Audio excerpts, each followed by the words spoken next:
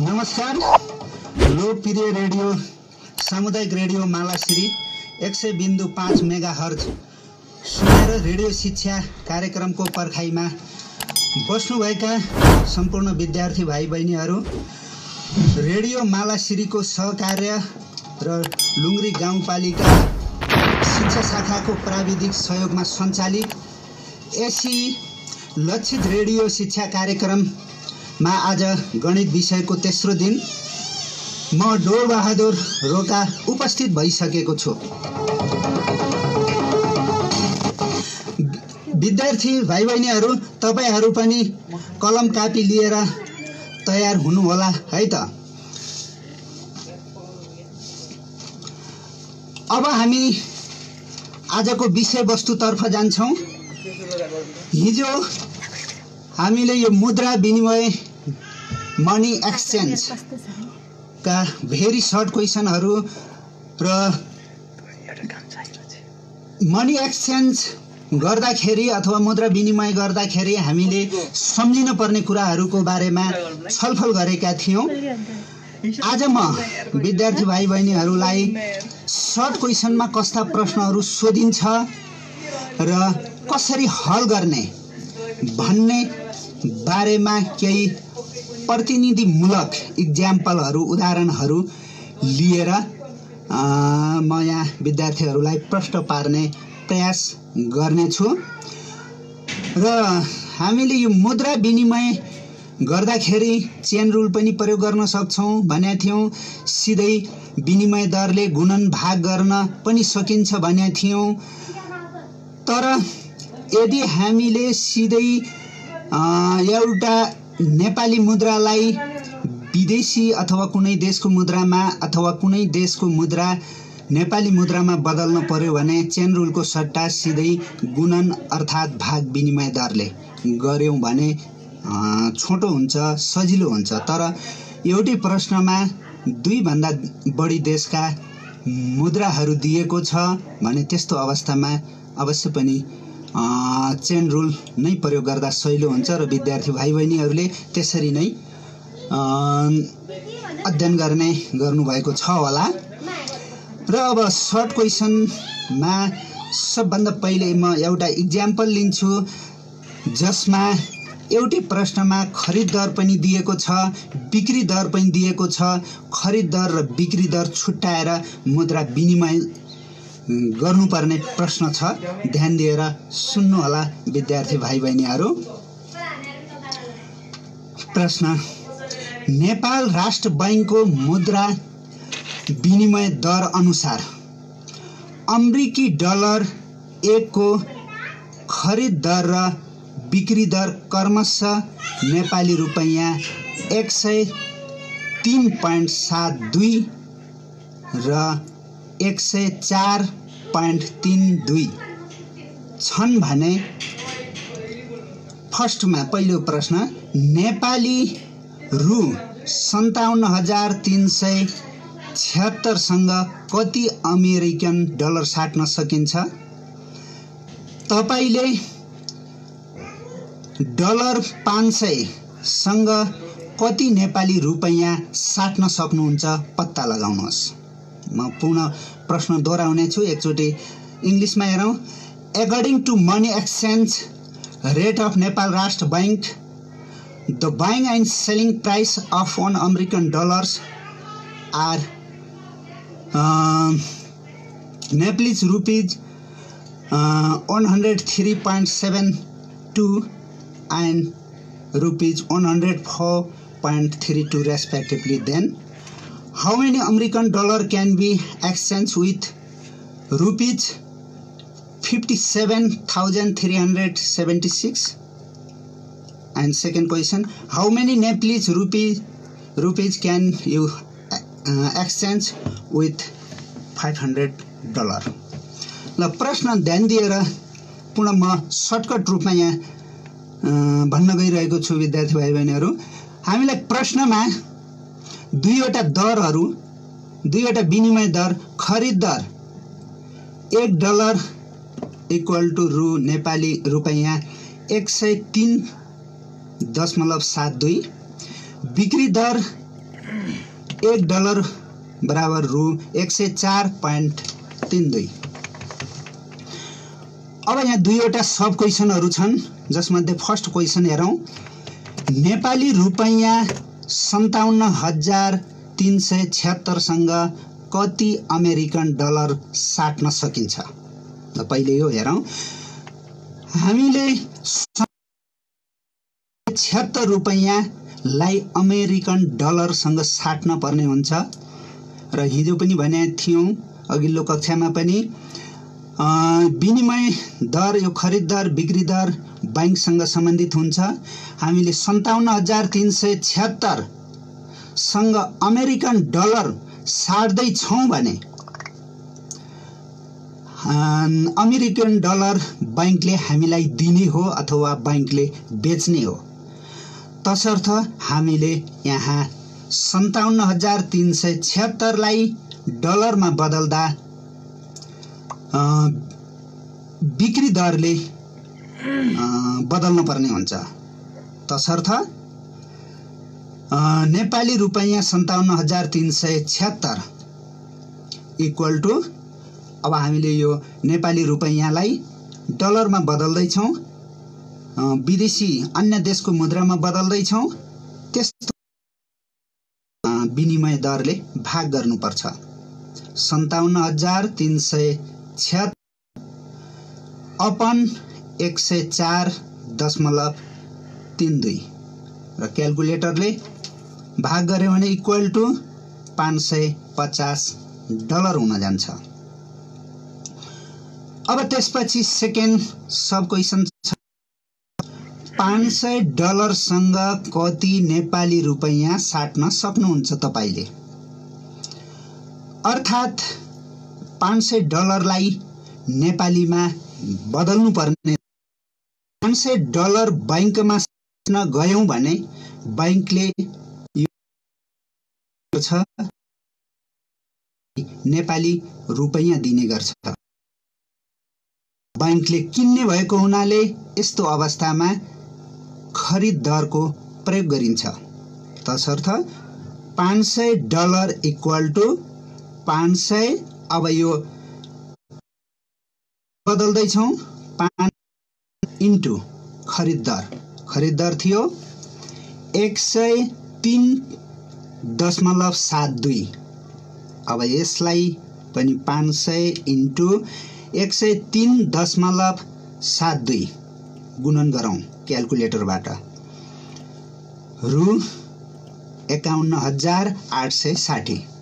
ल यसरी विद्यार्थी भाइ बहिनीहरु, यसरी दुईवटा विनिमय दर दिएको अवस्थामा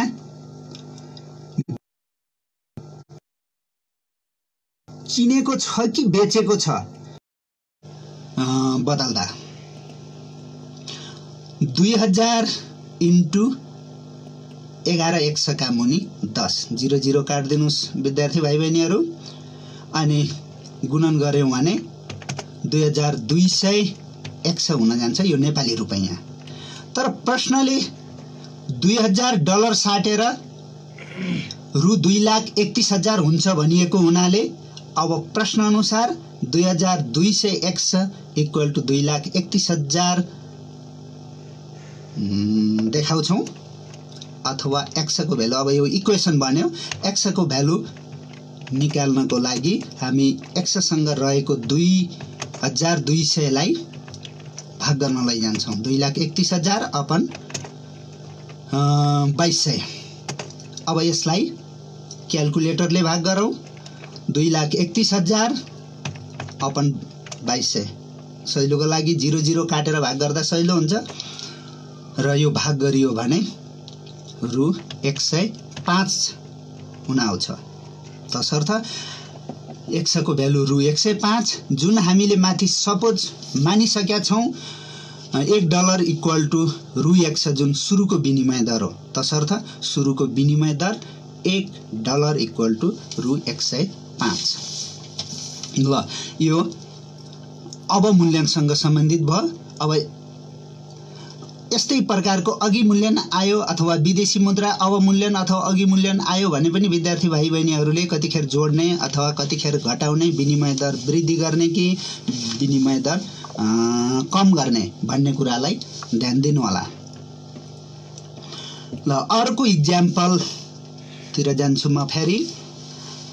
अब म अलिकति चेन रुलबाट हल गर्न सजिलो हुने टाइपको प्रश्न हेरौँ। यदि $136 बराबर 100 पाउन्ड, 1 पाउन्ड इक्वल टु रु 119 भए $132 सित कति नेपाली रुपैयाँ साट्न सकिन्छ? If $176 equal to 100 pound, 1 pound equal to ₹119, how much Nepali rupees can be exchanged by $132? तो यहाँ यो प्रश्नमा डलर, पाउन्ड, नेपाली रुपैयाँ तीन किसिमका अथवा तीनवटा देशका तीनवटा मुद्राहरू आएको छ। यस्तो अवस्थामा अब यहाँ गुणन भागको तरिकाले गर्ने हो भने त पाउन्डको विनिमय दर 1 पाउन्ड बराबर दिएको छ, तर हामीलाई यो डलरको विनिमय दर दिएको छैन। डलरको विनिमय दर पत्ता लगाएर मात्रै अब गुणन भाग गर्न पर्छ। त्यो भन्दा सजिलो तरिका भनेको चेन रुल नै हो। र चेन रुल प्रयोग गर्दाखेरि हामीले जे सोधेको छ त्यो सोधेको कुरालाई एक्स मान्ने र चेन बनाउँदाखेरि जुन शीर्षकबाट पहिलो स्टेपमा सुरु गर्छौं अन्तिममा त्यही शीर्षकमा समाप्त हुनुपर्छ।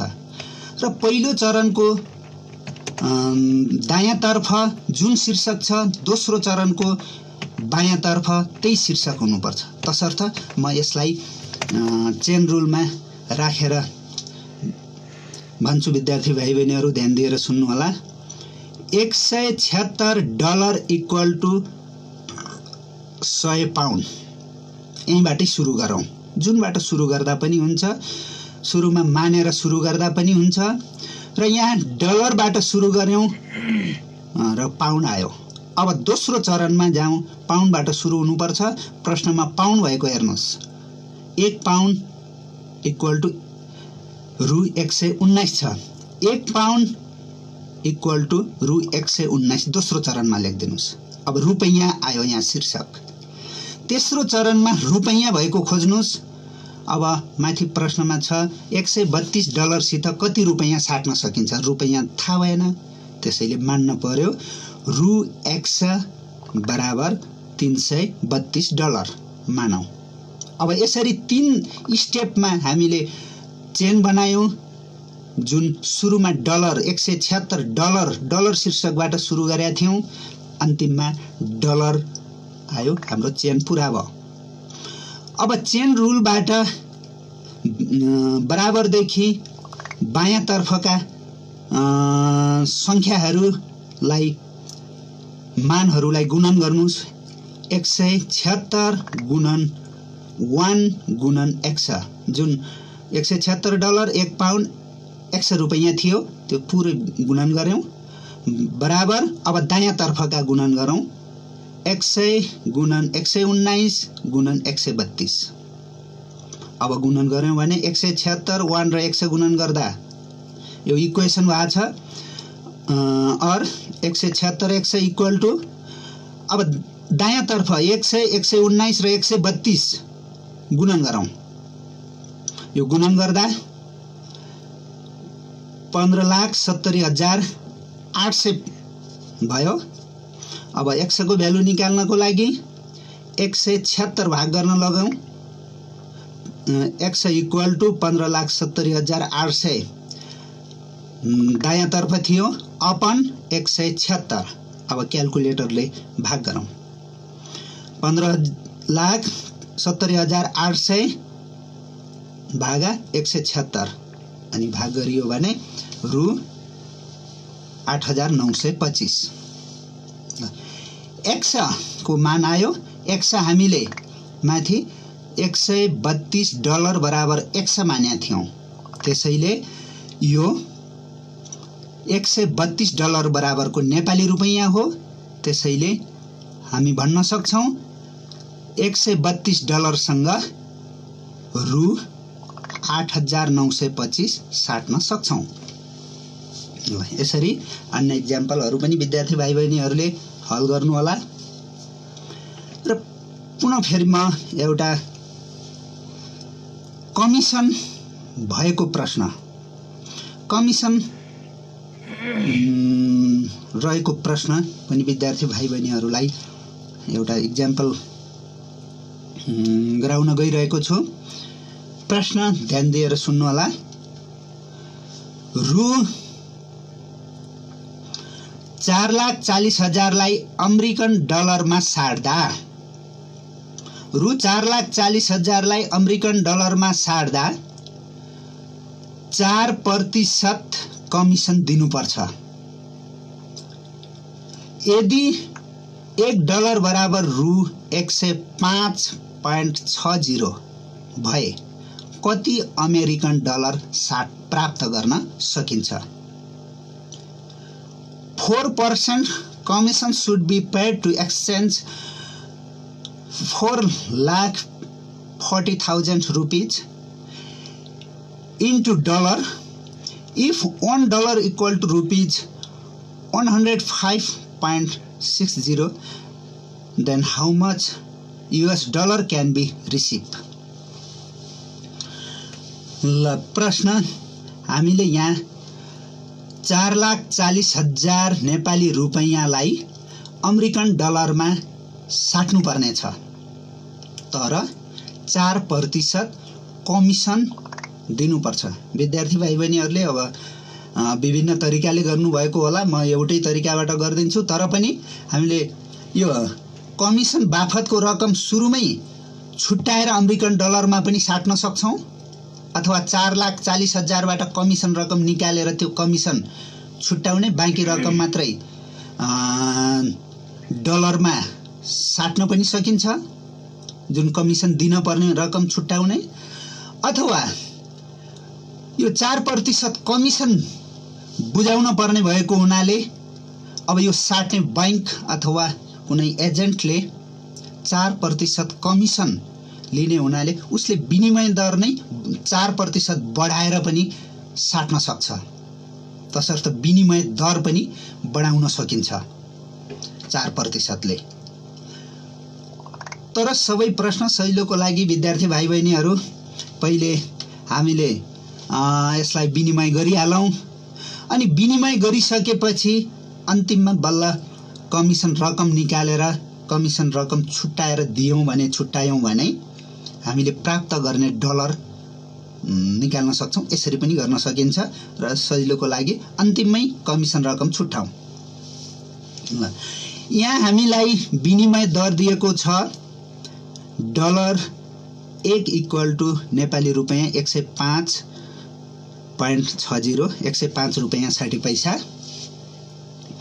अब 4,40,000 अमेरिकन डलर साट्नु पर्ने छ, अमेरिकन डलरमा बदल्नु पर्ने छ 4,40,000 रुपैयाँलाई, तसर्थ हामीले यो विदेशी मुद्रा अथवा डलरमा बदल्ने हुनाले विनिमय दरले भाग गर्छौं। रु 4,40,000 = 4,40,000 अपन 105.60। ल विद्यार्थी भाइ बहिनीहरु 4,40,000 लाई 105.60 ले सिधै क्याल्कुलेटरबाट भाग गरौँ र यो भाग गरियो भने 4166.66 दशमलव भन्दा पछाडी धेरै स्थान आउन सक्छ, तर 2 स्थान मात्रै लेख्दा हुन्छ। यो यति डलर भयो। यदि हामीले कमिसन नै नदिने हो भने सिधै एन्सर हाम्रो यही 4166.66 डलर हुन्थ्यो, तर हामीले 4% कमिसन दिनुपर्ने छ। कमिसन दर = 4%। अब कमिसन रकम निकालौं।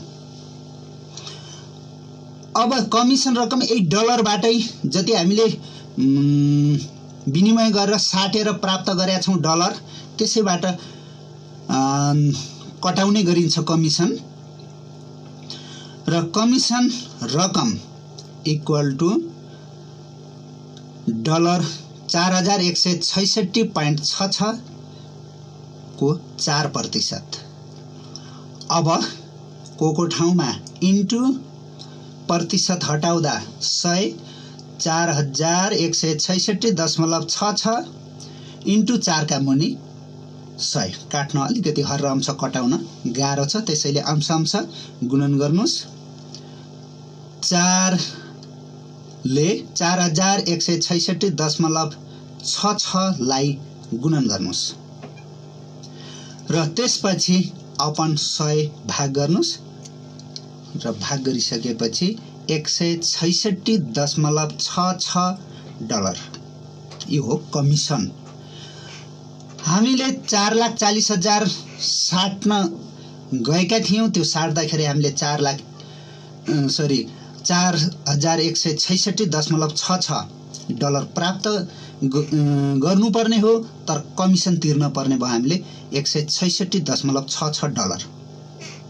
त्यसैले खुद पाउने अब हामीले प्राप्त गर्ने अमेरिकन डलर भनेको साटेर आएको डलर 4166.66 माइनस कमिसन दिएको कमिसन घटाएर प्राप्त गर्छौं विद्यार्थी भाइ बहिनीहरु हामीले 166.66।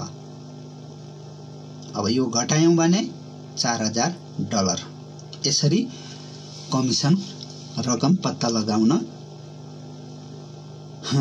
अथवा कमिसन भएको प्रश्न दिएको छ भने कमिसन घटाएर निकाल्न सकिन्छ।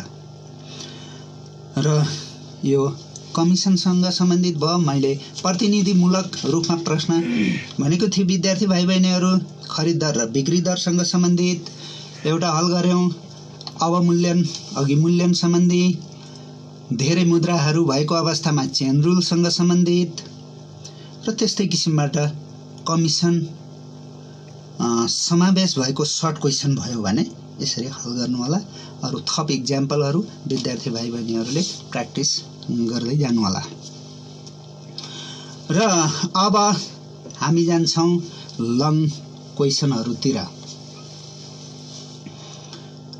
र लङ क्वेशन हामीलाई ग्रुप सी अथवा ग्रुप डी र यो पनि अब विगत एसई का क्वेशनहरु हेर्ने हो भने ग्रुप डी मा भन्दा ग्रुप सी मै सोधेको पाइन्छ। तर पनि अब ग्रुप डी मा पनि सोध्न सक्ने सम्भावना हुन सक्छ। र म एउटा क्वेशन विद्यार्थी भाइ बहिनीहरु लङ क्वेशन तिर हल गर्दिन गइरहेको छु। प्रश्न ध्यान दिएर सुन्नु होला। र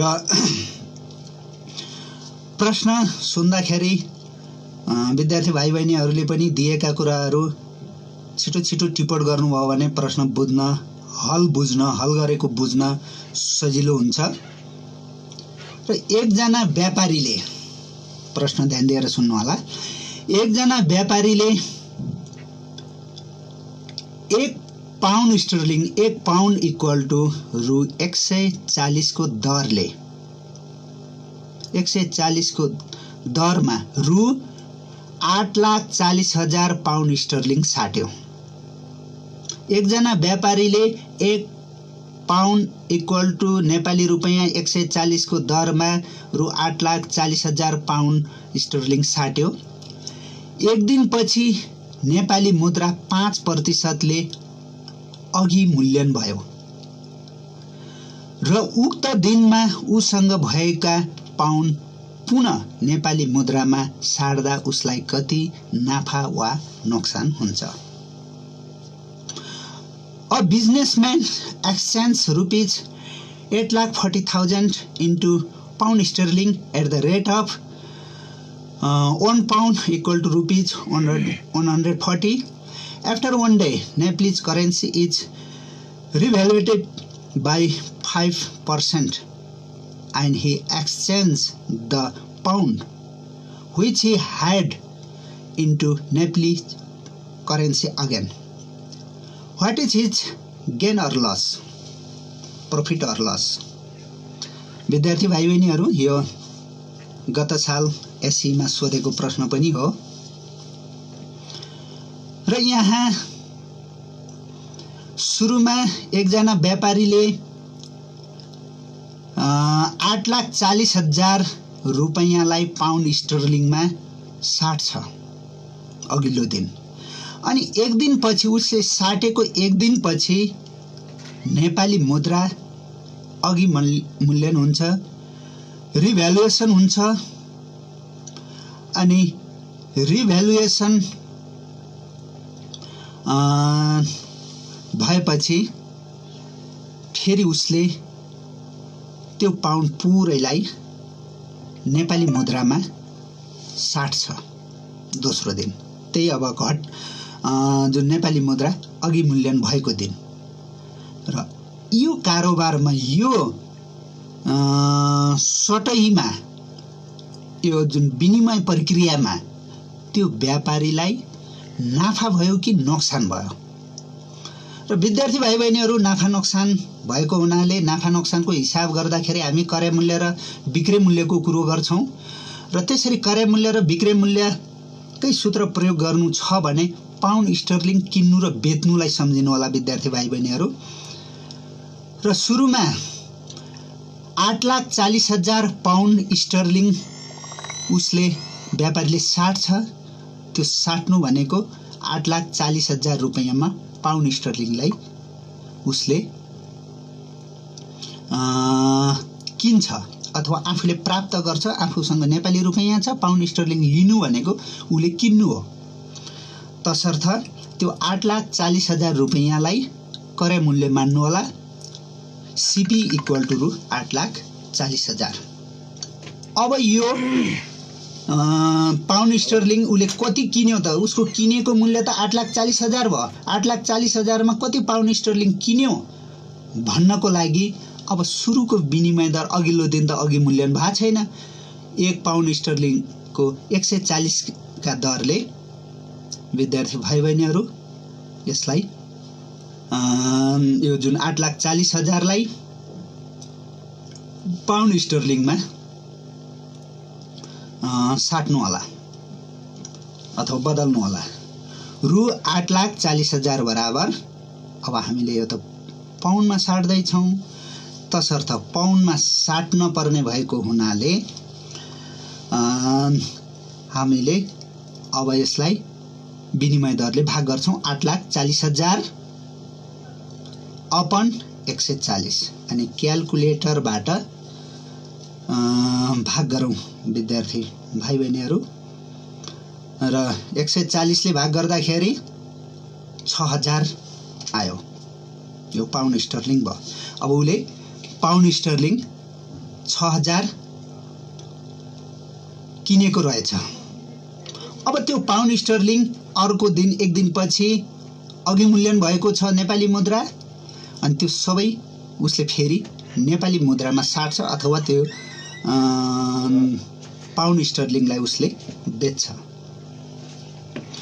र नेपाली मुद्रा 5% ले अघि मूल्याङ्कन हुँदा, नेपाली मुद्रा अघि मूल्याङ्कन रिभ्यालुएसन हुनु भनेको पाउन्ड स्टर्लिङ अवमूल्यन हुनु हो, घट्नु हो। तसर्थ नयाँ विनिमय दर पाउन्ड 1 इक्वल टु 140। अब यहाँ नेपाली मुद्रा अघि मूल्याङ्कन भएको हुनाले पाउन्ड घटेको हुन्छ।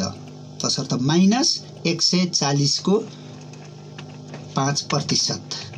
अब यहाँ को ठाउँमा इन्टु प्रतिशत हटाउँदा 5 का मुनि 100। 140 माइनस 140 इन्टु 5 का मुनि 100। सजिलोको लागि 0 0 कटाउँ अनि अंश अंश गुणन गरौँ। 14 इन्टु 5, 14 पंजे 70 अपन 10 छ 7। 140 माइनस 7 अनि रु 133। अब यहाँ विनिमय दर नयाँ कायम भएको छ 1 पाउन्ड इक्वल टु 133 रुपैयाँ। अब 600 पाउन्ड साट्नु पर्यो अर्को दिन। अब त्यो अघि मूल्याङ्कन भएको बेला अथवा त्यो 600 पाउन्ड बिक्री गर्न पर्यो। त्यसलाई एसपी मान्यो भने विद्यार्थी भाइ बहिनीहरू एसपी इक्वल टु 600 पाउन्डलाई अब नेपालीमा बदल्दा नयाँ विनिमय दरले गुणन गरौँ। 6000 इन्टु 133। ल अब यसलाई गुणन गर्यौं भने नेपाली मुद्रा हुन्छ 6000 इन्टु 133 जुन गुणन गर्दा 7,98,000 रुपैयाँ भयो। ल यो उले नेपाली मुद्रा सुरुमा नेपाली मुद्राले पाउन्ड स्टर्लिङ अनि अघि मूल्याङ्कन पछि फेरि त्यो पाउन्ड स्टर्लिङ बेचेर नेपाली मुद्रा प्राप्त गरेको। अब हेरौं सुरुमा उले पाउन्ड स्टर्लिङ किनेको मूल्य क्रय मूल्य 8,40,000 र अब पछि त्यो पाउन्ड स्टर्लिङलाई उले बेच्यो अघि मूल्याङ्कन भए पश्चात 7,98,000। अब नाफा भयो कि नोक्सान भयो विद्यार्थी भाइ बहिनीहरूले देखिहाल्नु भयो। यहाँ क्रय मूल्य बिक्री मूल्य भन्दा बढी देखिन्छ, तसर्थ नोक्सान लस हुन गएको छ। नोक्सान equal to CP minus SP formula प्रयोग गर्यौं भने 8,40,000 माइनस 7,98,000 घटायौं भने 42,000 रुपैयाँ उलाई यसरी विनिमयको क्रममा 42,000 रुपैयाँ घाटा हुन गएको छ। र यो हाम्रो एससीमा सोधिएको प्रश्न हो विद्यार्थी भाइ बहिनीहरू। र म पुनः अर्को लङ क्वेसन नयाँ अर्को प्रश्न पनि विद्यार्थी भाइ बहिनीहरूलाई प्र्याक्टिस अथवा उदाहरण गर्न गइरहेको छु। अर्को प्रश्न ध्यान दिएर सुन्नु होला। $10,000 किन्न पुग्ने नेपाली रुपैयाँको $10,000 किन्न पुग्ने नेपाली रुपैयाँको 10% अवमूल्यन पछि सो रकमको 5% कमिसनमा किन्दा बैंकबाट कति पाउन्ड किन्न सकिन्छ?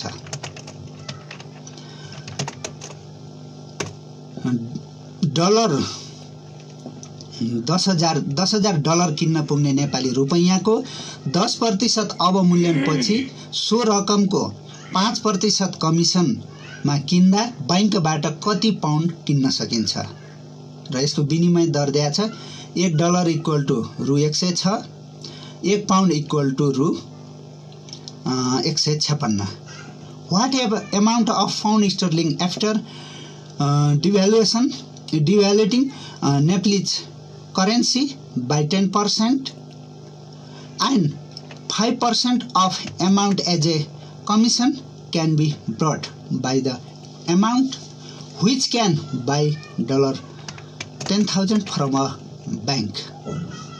$1 equal to rupees 106, pound 1 equal to 156 rupees. ल प्रश्न अलि राम्ररी बुझ्नु होला विद्यार्थी भाइ बहिनीहरू। 10,000 किन्न पुग्ने नेपाली रुपैयाँ हामीसँग छ। 10,000 किन्न जति नेपाली रुपैयाँ चाहिन्छ त्यति $10,000 किन्न जति नेपाली रुपैयाँ चाहिन्छ त्यति हामीसँग नेपाली रुपैयाँ छ भने नेपाली रुपैयाँ 10% अवमूल्यन पछि सो रकमको 5% कमिसन दिएर बैंकबाट हामीले पाउन्ड किन्न पर्यो भने कति पाउन्ड किन्न सकिन्छ? र यहाँ डलर र पाउन्ड दुवै मुद्राको विनिमय दर दिएको छ। पाउन्डको लागि विनिमय दर 156 रुपैयाँ, डलरको लागि विनिमय दर 106 रुपैयाँ। ल सुरुमा अब हामीसँग कति रुपैयाँ छ भन्ने कुरा पत्ता लगाउन पर्यो। हामीसँग भएको $10,000 किन्न पुग्ने नेपाली रुपैयाँ तसर्थ $10,000 किन्न सकिने नेपाली रुपैयाँ निकालौं। अर्थात् $10,000 नेपाली रुपैयाँमा बदलौं र यो डलरको विनिमय दर प्रयोग गर्न पर्ने हुन्छ।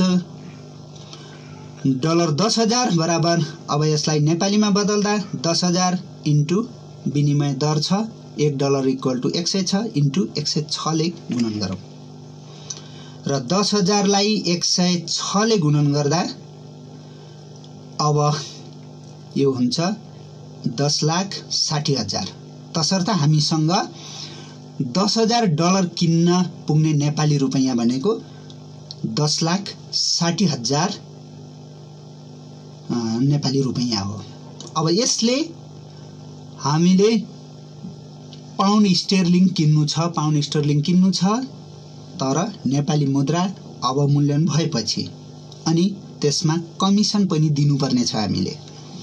ल त्यसो भए अब यहाँ नेपाली मुद्रा अवमूल्यन भएपछि अन्य देशको मुद्रा अघि मूल्यन भएको हुन्छ। तसर्थ अब हामीले यो पाउन्ड किन्न पर्ने भएको हुनाले अब नेपाली मुद्रा अवमूल्यनपछि पाउन्डको विनिमय दर कति भयो भनेर पत्ता लगाउन पर्ने हुन्छ। पाउन्ड किन्दा हामीले नेपाली मुद्रा अवमूल्यन भएको छ, पाउन्डको नयाँ विनिमय दर 1 पाउन्ड = रु 156 थियो। अब यहाँ नेपाली मुद्रा अवमूल्यन छ भने पाउन्ड अघि मूल्यन अर्थात् वृद्धि हुन्छ। त्यसैले 156 प्लस 156 को 10% र अब प्रतिशत हटाउँ। 156 प्लस 156 इन्टु 10 का मुनि 100 00 काट्यौं भने 156 का मुनि 10 हुन्छ। 156 लाई 10 ले भाग गर्यौं भने 15.60 हुन्छ। तसर्थ अब 156 मा 15.60 जोड्यौं भने 171.60। अब विद्यार्थी भाइ बहिनीहरु, यो पाउन्डमा बदल्नको लागि, पाउन्ड किन्नको लागि विनिमय दर, नयाँ विनिमय दर 171 रुपैयाँ 60 पैसा कायम भएको छ। अब रु 10,60,000 रुपैयाँ हामीसँग छ पाउन्ड किन्नको लागि। अब यसलाई हामी कति पाउन्ड किन्न सकिन्छ भनेर पाउन्डमा बदल्छौं। रु 10,60,000 =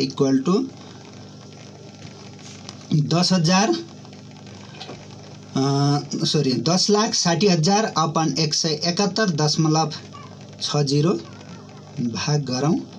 अब यो पाउन्ड हुन्छ 6177.15। अब हामीले किन्न सकिने पाउन्ड भनेको यो हो, तर कमिसन नदिनुपर्ने अवस्थामा।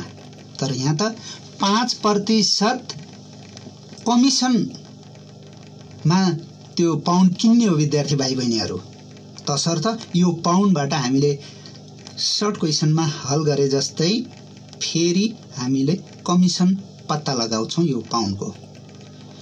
र कमिसन रकम 5% भएको हुनाले कमिसन रकम =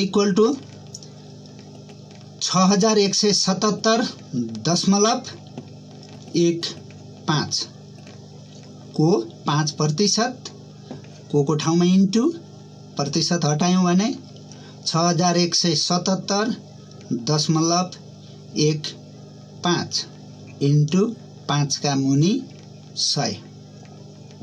अब विद्यार्थी भाइ बहिनीहरुले अब यो दशमलव भएको बेलामा कटाउन गाह्रो हुन्छ, हररम्स गुणन गर्दिनु अंशमा 30,885.75 हरमा 100 छँदैछ। पुनः फेरि 100 ले भाग गर्दिनुस् 308.85 दशमलवको 2 स्थान मात्रै लेख्दा हुन्छ। यो हो कमिसन पाउन्डमा, पाउन्ड 308.85। अब यो कमिसन त हामीले बैंकबाट साट्दाखेरि बैंकलाई दिन पर्ने हुन्छ, अर्थात् हामीलाई कमिसन कटाएर मात्रै पाउन्ड स्टर्लिङ दिने गर्छ। तसर्थ अब हामीले पाउने पाउन्ड स्टर्लिङ, आवश्यक पाउन्ड स्टर्लिङ जुन सुरुमा साटेर भएको पाउन्ड स्टर्लिङ थियो 6177.15 माइनस कमिसन छ 308.85। अब यसलाई घटाइदेऊ। यो घटाएपछि जुन हामीले प्राप्त गर्न सक्ने पाउन्ड स्टर्लिङ हो, घटाउँदाखेरि विद्यार्थी भाइ बहिनीहरू 5868.30 पाउन्ड स्टर्लिङ हुन आयो। र यसरी सबभन्दा कुन मुद्रालाई कुन मुद्रामा बदल्ने भन्ने कुरा अलिकति प्रश्नमा झुकिने हुन्छ। राम्रोसँग प्रश्नलाई ध्यान दिएर प्रश्न हल गर्न प्रयास गर्नुहोला विद्यार्थी भाइ बहिनीहरू। र अब म विद्यार्थी भाइ बहिनीहरूलाई अर्को एउटा इक्जाम्पलतिर पनि लैजान्छु। अन्त अब प्रश्नहरू थुप्रै हुन्छन्। अब मैले प्रतिनिधिमूलक 2-3वटा क्वेसनहरू मात्रै अब सम्भव हुन्छ गर्दिन र अरू थप क्वेसनहरू विद्यार्थी भाइ बहिनीहरूले हल गर्नु होला। र अब आफूलाई समस्या भएका कुराहरू म अन्तिममा मेरो व्यक्तिगत नम्बर छोडे हुन्छु, त्यसैमा सम्पर्क गरेर पनि आफ्नो समस्या समाधान गर्न सक्नुहुनेछ अन्य समयमा। र अब एउटा पुनः प्रश्न, अमेरिकी बजारबाट प्रति तोला $500 किनिएको 10 तोला सुनलाई नेपाली बजारमा 20% भन्सार शुल्क र 13% भ्याट सहित बिक्री गर्दा नाफा नराखिकन कति रुपैयाँमा बिक्री गर्न सकिन्छ अथवा बिक्री गर्न सकिएला? अमेरिकी बजारबाट प्रति तोला $500 किनिएको 10 तोला सुनलाई नेपाली बजारमा 20% भन्सार शुल्क र 13% भ्याट सहित बिक्री गर्दा नाफा नराखिकन कति रुपैयाँमा बिक्री गर्न सकिएला? 10 tolas gold bought from American market at $500 per tola is sold in Nepali market at 20% custom duty charge and 13% VAT. At what price can it be sold without making profit? र यसको विनिमय दर हामी यहाँ नेपाली अमेरिकी बजारबाट नेपाली बजारमा लिएर बेच्न पर्ने भएको हुनाले अमेरिकी डलरलाई नेपाली मुद्रामा बदल्न पर्छ। यसको विनिमय दर दिएको छ $1 = नेपाली रुपैयाँ 103.5050। र अब यस्तो प्रश्नमा विद्यार्थी भाइ बहिनीहरू सुरुमै डलरलाई नेपाली मुद्रामा बदलेर हल गर्दै पनि जान सक्छौं अथवा डलरबाटै हिसाब गरेर अन्तिममा नेपाली मुद्रामा पनि बदल्न सक्छौं। विद्यार्थी भाइ बहिनीहरूले जुन सजिलो लाग्छ त्यही तरिकाले गर्न सक्नुहुन्छ। तर मैले यहाँ विद्यार्थी भाइ बहिनीहरूलाई अन्तिममा नेपाली मुद्रामा बदलिदिएको छु, किनभने सुरुमै नेपाली मुद्रामा बदल्यौं भने नेपाली मुद्रा अवश्य पनि बढी हुन जान्छ, किनभने $500 छ, 10 तोला छ, अनि त्यसपछि नेपाली मुद्रामा बदल्दाखेरि धेरै ठुलो रकम बन्न जान्छ। अब क्याल्कुलेटरबाट भाग गर्दाखेरि पनि नम्बर ठुलो भयो भने अलिकति टाइम लाग्ने हुन सक्छ। त्यसैले अब यो कुरोलाई पनि विद्यार्थी भाइ बहिनीहरूले कसरी सहज हुन्छ त्यो ख्याल गर्नु होला। र यहाँ हामीलाई अमेरिकी बजारबाट लिएको सुन प्रति तोलाको अमेरिकी बजारमा प्रति तोलाको मूल्य दिएको छ $500 र टोटल सुन हो 10 तोला। त्यसैले 10 तोलाको मूल्य अमेरिकी बजारमा 10 तोला सुनको मूल्य = 500 × 10 = $5000। र विद्यार्थी भाइ बहिनीहरूले प्रत्येक स्टेपमा यो हल गर्दाखेरि प्रत्येक स्टेपमा यिनी युनिटहरू इकाइहरू नलेखेर ठ्याक्क अन्तिममा लेख्दा हुन्छ। जस्तो 500 × 10 = $500। अब यो सुन अमेरिकी बजारबाट नेपाली बजारमा ल्याउँदाखेरि एउटा भन्सार शुल्क तिर्नु परेको छ 20% र बेच्ने बेलामा 13% भ्याट जोड्नु पर्ने छ, दिनुपर्ने छ, तिर्नु पर्ने छ र अन्तिममा यो वास्तवमा भ्याट सहितको मूल्य पत्ता लगाउने हो। तर नाफा नराखिकन भनिएको हुनाले हामी यहाँ नाफा नोक्सानतिर जाँदैनौँ। र भन्सार शुल्क 20% कतिको त भनेपछि त्यो $5000 को 20% हामीले भन्सार शुल्क तिर्नु पर्ने हुन्छ र भन्सार शुल्क = 5000 को 20% को ठाउँमा इन्टु 20 का मुनि 100, 0 काट्यौं भने 20 पंजे 100, $1000 यो भन्सार 5000 को $1000 हामीले भन्सार शुल्क तिर्नु पर्यो। अब यो तिरिसकेपछि अब त्यो सुनको मूल्य भ्याट नतिर्दै अब हामीले नेपाल ल्याइ पुर्याइसकेपछि भ्याट बाहेकको अब नाफा नराखिकन हो भने यो बिक्री मूल्य हुन्छ। भ्याट बाहेकको बिक्री मूल्य हुन्छ $500 प्लस $100। त्यो भ्याट भन्सार शुल्क थपिन्छ र त्यसपछि यसलाई फेरि सुन्नु होला। अब यो भन्सार शुल्क जोडेपछि अब बिक्री मूल्य हुन्छ भ्याट बाहेकको बिक्री मूल्य $5000 प्लस $1000 जोड्यो भने $6000। अब भ्याट रकम अब 13% भ्याट तिर्न पर्ने छ।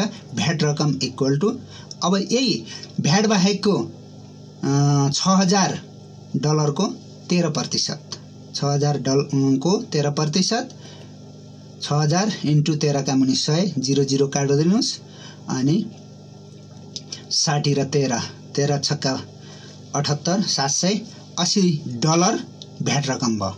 अब यहाँ भ्याट सहितको मूल्य 6000 प्लस 780 जुन यो डलरमा $6780 भयो र अब कति नेपाली रुपैयाँमा किन्न सकिन्छ भनेर सोधिएको हुनाले अब अन्तिममा आएर हामीले बल्ल नेपाली रुपैयाँमा बदल्न सक्छौं र हामीलाई यो नेपाली रुपैयाँमा बदल्नको लागि विनिमय दर दिएको छ प्रश्नमै। $1 = 103.50 नेपाली रुपैयाँ। अब यो डलरलाई नेपाली रुपैयाँमा बदल्दा 6760 × 103.50। अब क्याल्कुलेटरले गुणन गरौँ। 6780 × 103.50 नेपाली रुपैयाँ 7,01,730 रुपैयाँ। र अन्तिममा अब यो नेपालमा आएर बेच्दाखेरि 7,01,730 रुपैयाँ प्राप्त हुन्छ अथवा यतिमा बेच्न सकिन्छ। अब यदि अब यसमा नाफा नोक्सान भइदिएको भए विद्यार्थी भाइ बहिनीहरू अब यहाँ विदेशबाट लिएको सामान अब नेपालमा आइपुग्दासम्म त्यसलाई क्रय मूल्य मानेर बल्ल हामीले बिक्री मूल्य निकाल्न पर्ने हुन्थ्यो। नाफा नोक्सान यसमा नराख्ने भनिएको हुनाले हामीले यतिकैमा एन्सर निकाल्छौं र यसरी अब विद्यार्थी भाइ बहिनीहरूले यो मुद्रा विनिमयका समस्याहरू हल गर्न सक्नुहुन्छ र मुद्रा विनिमयका प्रश्नहरू अब लङ क्वेसन, सर्ट क्वेसनहरू यिनै प्रश्नहरू भए अब अरु थप क्वेसनहरू क्वेसन संगालोबाट ओल्ड इज गोल्ड अथवा प्र्याक्टिस बुकहरू जेबाट हल गर्नु भएको छ यस्तै प्रकारका प्रश्नहरू हल गर्नु होला। र आज हामी यो मुद्रा विनिमय दरलाई यही समाप्त गर्छौं र भोलि हामी अर्को विषयवस्तुमा जानेछौं। अब त्यसको लागि म एकछिन भोलिको तयारीको लागि सामान्यतया फर्मुलाहरू परिभाषाहरूतिर एकछिन विद्यार्थी भाइ बहिनीलाई छलफल गराउने छु ताकि भोलि पढ्ने विषयवस्तुको बारेमा पनि ज्ञान होस् र विद्यार्थी भाइ बहिनीहरू भोलि तयारी भएर आउन पनि सजिलो होस्।